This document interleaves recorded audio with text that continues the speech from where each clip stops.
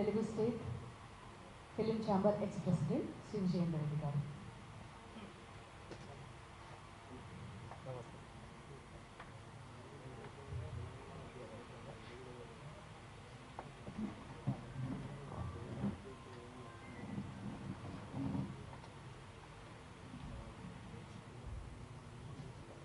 అందరికీ నమస్కారం.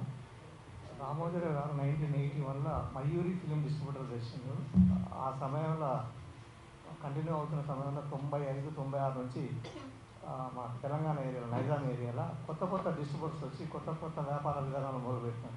Minimum guarantee అనే పదం వాడి ఒక సెంటర్లో అంతకుముందు సినిమా ఒక 10 లక్షల షేర్ వచ్చింది అనుకోండి, ఆ నెక్స్ట్ వచ్చే సినిమా కూడా 10 లక్షల షేర్ గ్యారంటీ అడిగి ఇబ్బంది పెడుతున్నారు.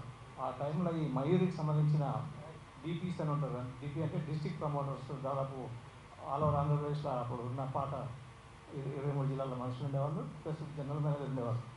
వారు ఈ ఎంజిన్ తీసుకుంటే మనం కూడా కొద్దిగా స్టాండ్ అవుతాం, మయూరి డిస్ట్రిబ్యూషన్ నిలబడుతుంది, ఎక్కువ సినిమాలు మనకు పర్చేసింగ్ అయ్యే అవకాశం ఉంటుంది, మంచి వ్యాపారం జరుగుతుంది అని చెప్పి ఆ జిల్లా అధికారులు జనరల్ మేనేజర్ గారు అడిగితే, ఇతరుల సొమ్ము మనకు వద్దు, మినిమం గ్యారంటీ అనే పదం వద్దే వద్దు.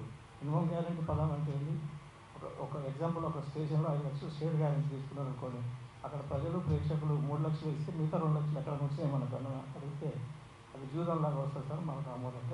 అటువంటి వ్యాపారం వద్దే వద్దు. మనం ఇష్టపడి సినిమా తీస్తున్నాం, దానికి ఎంత లాభం వచ్చినా మనకే రావాలి, ఎంత నష్టం వచ్చినా మనకే రావాలని చెప్పి ఒక సిద్ధాంతంతో, మంచి మనసుతోటి, ఇతరుల వ్యాపారాలు దెబ్బతినొద్దనే ఆలోచనతో వారు చేసిన విధానం నన్ను ఇప్పటివరకు ఆకట్టుకుంది.